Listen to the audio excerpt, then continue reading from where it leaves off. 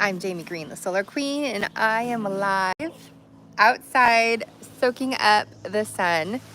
And it is episode 6 of this little video podcast series that I'm doing, answering questions and going live to answer some of the internet's questions about solar panels and solar power.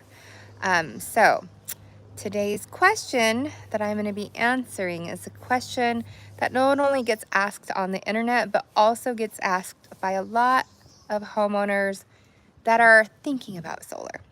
And that is, how many solar panels do I need? So I'm Jaime Greene, the Solar Queen. Welcome to my channel. If you're new to the channel, please consider subscribing, liking this video, or giving it a thumbs up and sharing it out, especially if you live in the great state of California where it is sunny. And we have a lot of solar panels here, but not enough yet because there are still a lot of homeowners who haven't gone solar, who have expensive utility bills. Yes, you do need storage or batteries. It's not going to set you back that much farther along than what it used to be under NEM 2.0, but it still makes a lot of financial sense to go solar here in California. So I've been helping homeowners go solar for 6 years, which is crazy. I have been through 2 solar installations for my own home. You can see them right here. 1 and 2 over there.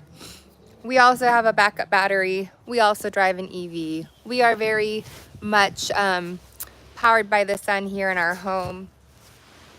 And I love it and I'm grateful for it. So I wanted to help homeowners do the same and come with you with a lot of information, knowledge, so it supports your decision for your home. So one of the questions that I get a lot from people, and when I search the internet and even places like Reddit, that's always a fun forum to go to, or I guess site to go to, and I try and contribute there too. So if you ever see me there, that's I'm the Solar Queen there as well. So I try and help provide a lot of good information. So the question always is how many solar panels do I need? Can you give me a ballpark figure or an estimate? Well, it's really difficult to be able to do that without data. So data is crucial in the going solar process, or if you're even thinking about it. The data meaning from the utility company and your utility bill. So data is things like how much are you spending on your electricity right now? What type of plan are you on? Are you still on that tiered billing system, or are you on time of use? And when do you use the power? So things like, your annual usage is super important because we're going to build the solar system to generate the amount of energy that your home needs. This applies to California, all over the United States. So if you're watching outside of California, say hello. If you're watching in California, say hi from Cali. But this applies for every single homeowner or business owner across the world, really. So you need to understand how much energy your home or business is consuming on an annual basis. So most net metering that's set up with the utility company, net metering agreements are on an annual agreement.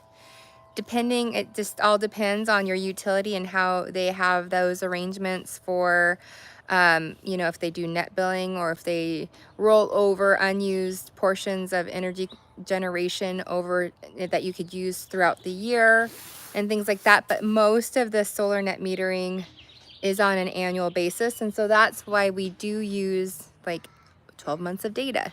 If you have more data than that, that's great. But all it's going to show you is that your energy rates have gone up and up and up every single year and many times throughout the year. So the data is super important. And the way that you can find that is by going to your utility company's like online portal.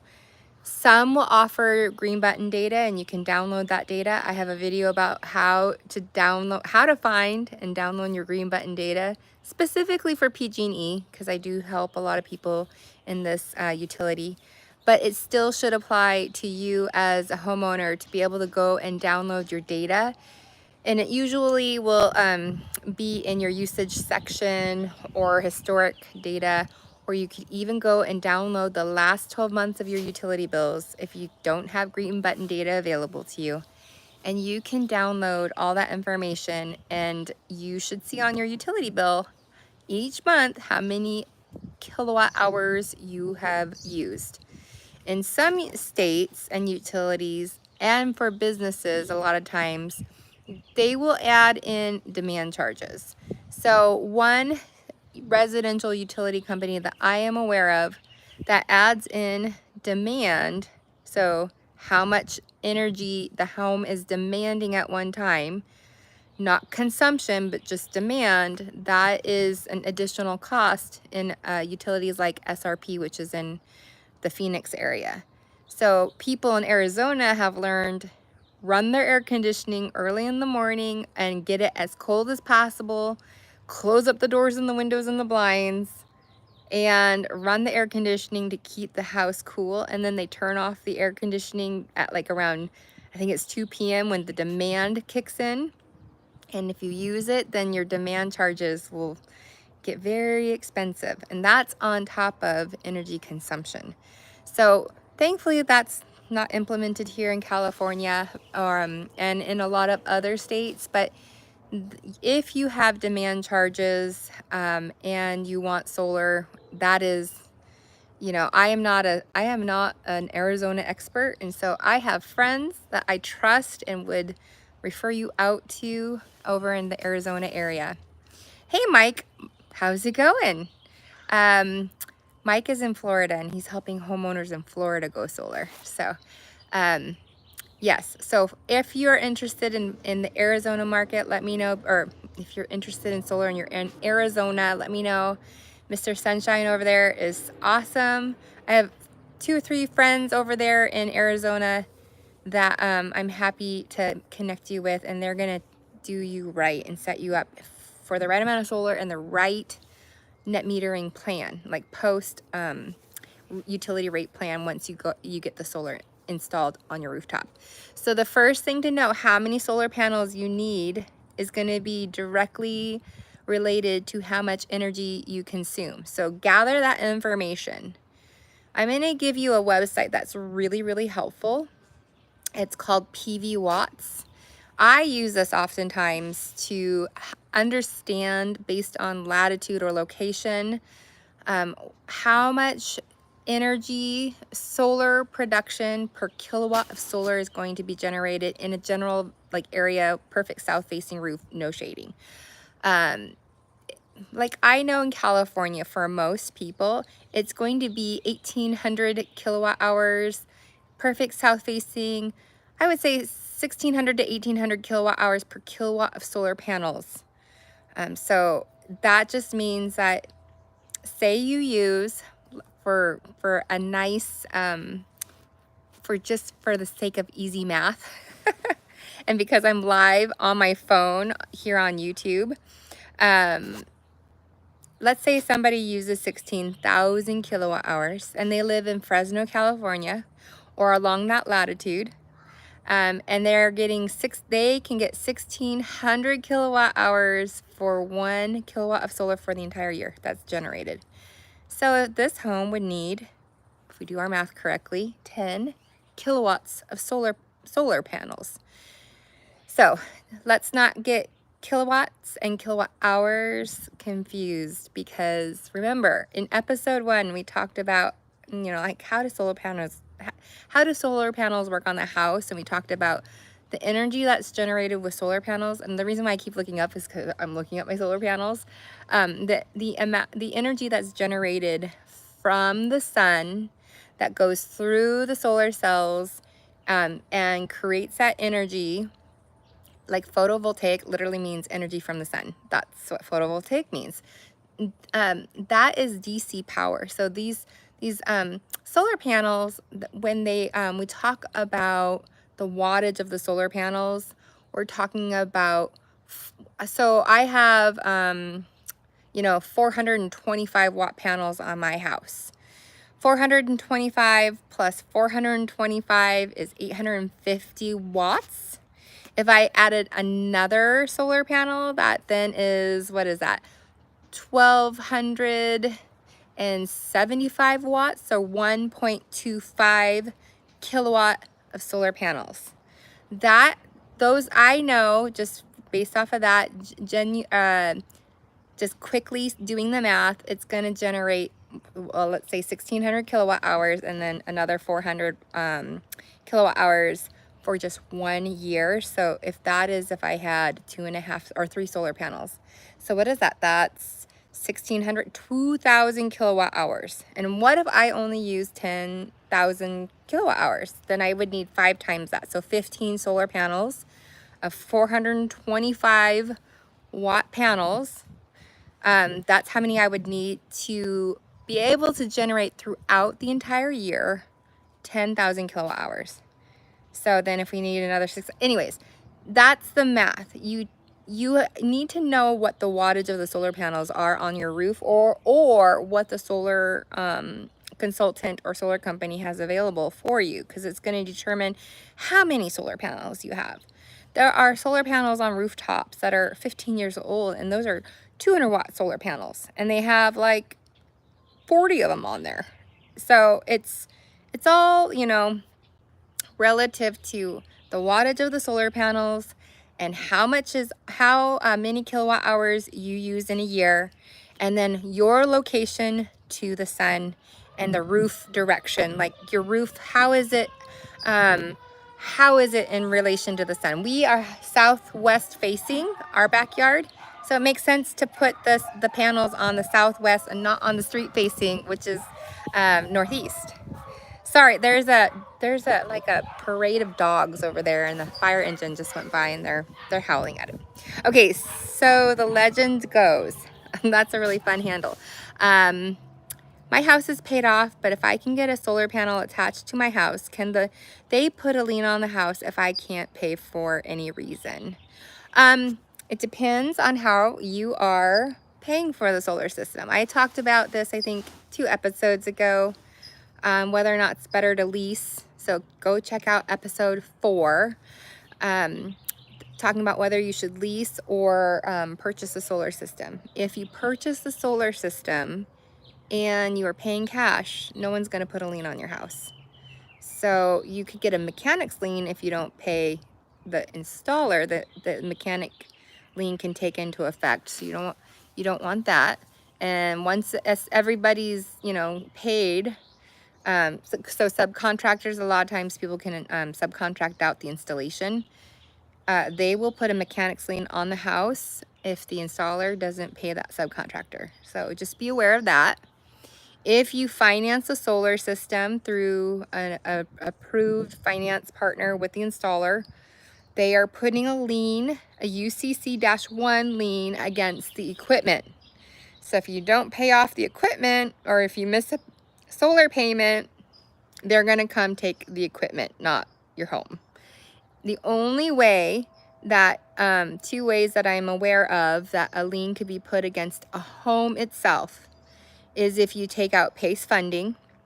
So that is where the lender is through a PACE certified bank or a PACE lender. And PACE is a property assessment it's a property assessment through the county. And so the solar payments get paid through your property taxes, and there is a lien attached to the home. So if you don't pay your property taxes, that, and the solar equipment and everything, that can become a problem if that financial situation should ever change. The only other one that I've heard of, because I've talked to some credit unions, is that if you get a loan through a credit union, double check where the lien goes. Is it on the property, on the house, or is it on the equipment? So the one credit union that I spoke with, because I had somebody interested in paying a cash price but going and get third-party financing through their credit union, when I talked to them about it and I asked them, they said, yes, we put a lien against the property. So I don't know that every credit union does that, but you want to double check. So Yeah, so let's go back to number of solar panels and how many you need. I'm going to use that 200 watt solar panel example, and if someone is still watching and they want to do the math, because I don't have my other phone out here with me, I think it might be dead, but 200 watt panels, and say there's 20 of them. What's 20 times 200? 4,000 watts, right? I think it is. 4,000 watts is a 4 kilowatt system. Today, obviously, because wattages in the solar panels have gone up because of technology and manufacturing and all that, you know, you only need 10 panels, or 4,000 watts. 10 solar panels there is going to accomplish what 20 solar panels installed 20 years ago, or 15, or even 10 years ago, with 200 watt panels. So the footprint is smaller now, but the solar panels all, you know, they all look so very different. You can see here, let's just go and look at mine. Like, you can see that those are way bigger than these. Don't mind my backyard. Two of my kids are home, and they were playing out here, and we have a couch. But those solar panels, we have 8 of those and 9 of these. And these are 285 watt panels, and these are 425 watt panels. So yeah, we have 17 solar panels on our roof, but they're different wattages, and it's accomplishing, this system obviously is generating a lot more power than that second one, that smaller one. You know, you drive down the street, people come to my house and they know that I'm the solar queen, and they're like, where are your solar panels, Jamie? And I'm like, they're on the back of the house. So depending on your roof array and the relationship to the sun and where it's at, like this neighbor over here, that neighbor over there has solar panels on the front and the back. But you're gonna only see like 3 solar panels on the front. You're not gonna see the rest on the back, and that's just, people think whatever they see from the street that is how many solar panels. They go, why does Susie down the street need 15 and I only need, you know, 12? Like, what's going on? Well, it comes down to roof orientation, comes down to how much energy that home uses. It comes down to what are they trying to accomplish, and it also comes down to how many, you know, what the wattage of the solar panels are that they're getting. I just sent a proposal to a homeowner today, and I had 2 options. Well, I had 3 options. I could have put him in 400 watt panels and had him be in a ton of, like 10 more solar panels than needed, or I could have put him in 480 or 590 watt panels. So really big, like they're used a lot of times for commercial, but this is for a ground mount. I don't think I would ever put that big of a solar panel on a rooftop unless they had massive roof space, which, you know, not some of those beautiful big homes, you know, the custom built homes have really crazy roof ridges and crazy peaks and valleys, and, you know, not enough roof space to put a large array on one, you know, roof plane. And so sometimes solar panels have to go on multiple roof arrays, and that's just the reality of it. So, you know, south facing is always going to be best. If you're in California and you're trying to flatten that curve and elongate your solar production, you might do some east facing solar panels. You will do a lot of south facing and then west facing, so you can get as much production during the time of use, the peak time of use, which is the most expensive time of day for power.